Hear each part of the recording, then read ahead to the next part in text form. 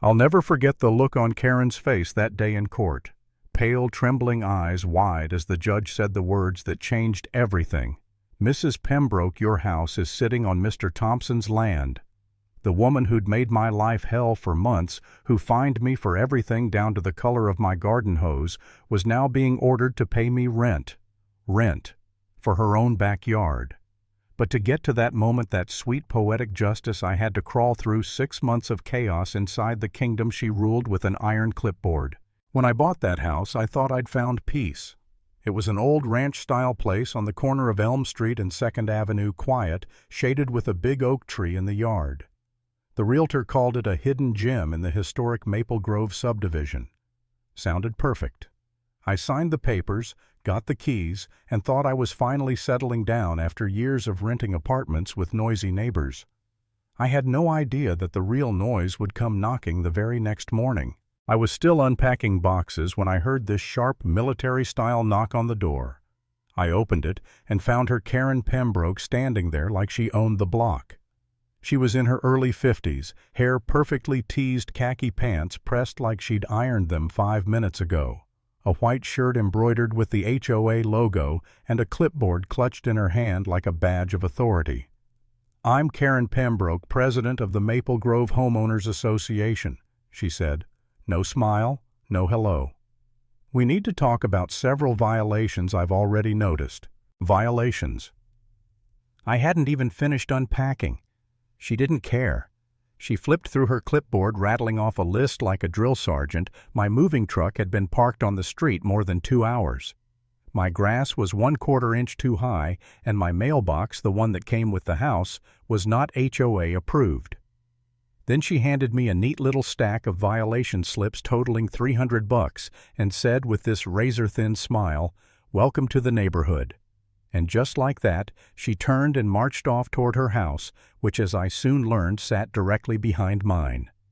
Great. My backyard view came with a built-in surveillance tower. From that day forward, Karen made it her mission to make my life miserable. Every week it was something new. One morning I got a notice saying the color of my garden hose wasn't on the approved pallet. Another day she was in my driveway with a tape measure checking how far apart my trash cans were. When I replaced the blinds in my living room, she showed up the next morning to inform me that off-white wasn't acceptable, only pure white.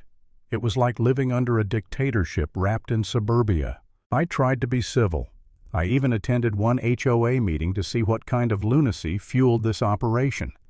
Karen sat at the head of the table like a queen addressing her court, lecturing people about fence heights and acceptable shades of beige. The moment I asked about reducing unnecessary fines, she glared at me like I'd insulted her personally. That's when I realized in her mind the HOA wasn't a committee. It was her throne. The breaking point came about 2 months later when I got a certified letter from the HOA demanding 6 months of unpaid dues plus late fees totaling $2,400. According to Karen, the previous owner had stopped paying, and now that I'd bought the house, the debt was mine. When I tried to explain that I'd review my closing documents, she cut me off, arms folded like a judge handing down a sentence. "There's nothing to review," she said coldly. "Every homeowner in Maple Grove pays HOA dues. It's not optional. If you don't comply, I'll place a lien on your property." That night I sat at my dining room table surrounded by piles of paperwork, the deed, the title, the survey, the contract. I wasn't going to let this woman extort me. As I combed through the documents, something strange caught my eye. Attached to the deed was a land lease agreement dated July 15, 1973. It said that my property included not just the corner lot, but also a leased strip of land extending 20 feet beyond the surveyed boundary. It had been prepaid for 99 years. Curious, I went online and pulled up the county's land records. What I found almost knocked the wind out of me. That leased strip wasn't just some empty patch of grass. It covered part of Karen's backyard and, according to the maps, a small section of her house. I stared at the screen, blinking, thinking it had to be a mistake. The next morning, I drove straight to the county recorder's office. An older clerk named Harold squinted at the papers, then chuckled softly. "Oh, I remember this mess," he said. Back in the 70s, the developer used land leases to finance the neighborhood. Went bankrupt, records got messy. But yep, looks like part of her house sits on your leased land. I sat there stunned. Karen's house, the same house from which she ran the HOA and fined everyone into submission, was sitting partly on land that I technically leased. I didn't even know how to process that. When I got home, I called a real estate attorney named David Lawson and explained everything. He spent 2 weeks digging through the documents. When he finally called me in, his words were both unbelievable and deliciously satisfying. "The lease is valid," he said, tapping the papers. "Legally, she's been trespassing for over 30 years. You could demand rent or even force her to remove the encroaching structure." I laughed, not because it was funny, but because it was so absurd. I told him I didn't want to tear down anyone's house, but I sure wasn't going to keep letting her bully me. When Karen sent another threatening letter, this time demanding $3,000 in past dues and penalties, we decided it was time to push back. David drafted a letter explaining that my property was exempt from HOA membership due to the lease. And just to twist the knife slightly, he mentioned a boundary issue requiring review. The next morning, Karen stormed up to my porch, face red, letter in hand. "How dare you try to weasel out of your obligations with some made-up technicality," she yelled. I stood there calmly, which only infuriated her more. "Karen," I said evenly, "I suggest you have your attorney look at the documents we referenced. This isn't a loophole. It's a legal reality." She jabbed her finger at me. "We'll see about that," she snapped. "I'm filing a lawsuit first thing Monday morning." And she did. A week later, a process server showed up at my door with a lawsuit. Karen was suing me for unpaid HOA dues, late fees, legal costs, and get this, intentional infliction of emotional distress on the HOA board. She wanted over 10 grand. For a moment I felt my stomach drop. Lawsuits weren't my world. I was just a regular guy who wanted to mow his lawn in peace. I started second-guessing everything. Maybe I was in the wrong. Maybe the HOA had some hidden authority I didn't understand. There was a night where I honestly sat in bed wondering if I should just pay her off, make it go away. But then I remembered the way she'd looked at me, that smug, self-satisfied smile, every time she handed me a fine. No, not this time. I called David and said, "Let's fight." He smiled. Good, because this is one case I'd love to win. We filed a response denying her claims and added a counterclaim trespassing and unjust enrichment. When Karen's lawyer, a young, overly confident guy named Bradley Morrison, saw the documents, his tone changed overnight. He called David 2 days later, practically whispering through the phone, "I don't think my client fully understood the situation. Maybe we can settle."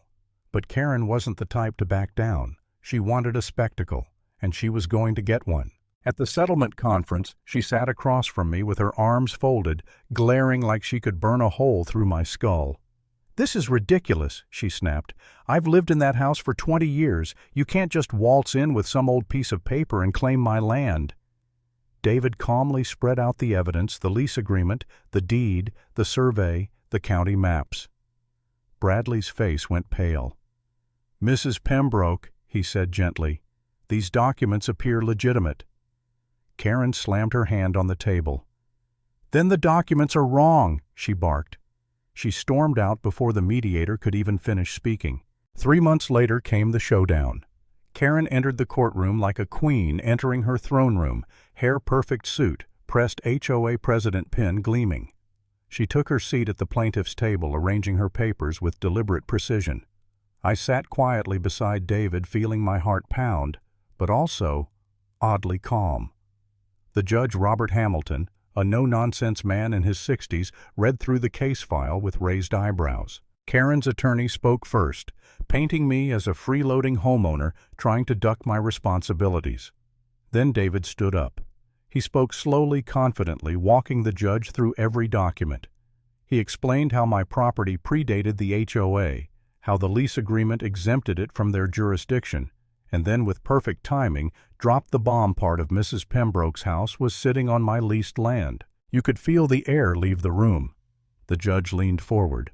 "Let me make sure I understand," he said.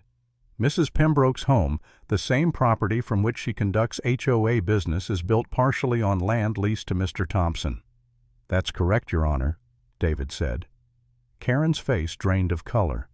No, that's impossible, she stammered. I didn't know anything about that. The judge nodded slowly. And yet you've been issuing fines and collecting dues for 30 years from your neighbors, from land you partially don't own. Karen started babbling about HOA charters and legal standing, but the judge cut her off. Documentation doesn't override property rights, he said sharply. For 10 long minutes he reviewed every page, then finally set the file down and spoke. I find in favor of the defendant, Mr. Thompson. His property is clearly exempt from HOA membership based on pre-existing agreements. The plaintiff's claims are dismissed with prejudice. I exhaled, but the judge wasn't done. Furthermore, he continued regarding the counterclaim. I find that Mrs. Pembroke has been unjustly enriched by the unauthorized use of Mr. Thompson's leased land. While I won't order the removal of the structure, she will pay fair market rent for that portion of land. He calculated it right there, $18,000 in back rent and $400 per month going forward. Karen shot up from her chair, her voice shaking with fury. This is outrageous. I'm not paying rent for my own property. The judge didn't flinch. It's not your property, Mrs. Pembroke, and I suggest you watch your tone in my courtroom. You're fortunate Mr. Thompson isn't asking to have your house torn down. The silence that followed was the sweetest sound I'd ever heard. The judge added one last thing before adjourning. It's also clear you've been harassing the defendant through frivolous fines. That ends today. Any further behavior of that kind will be treated as contempt of court. And with that, the gavel fell. 2 weeks later, 2 envelopes showed up in my mailbox.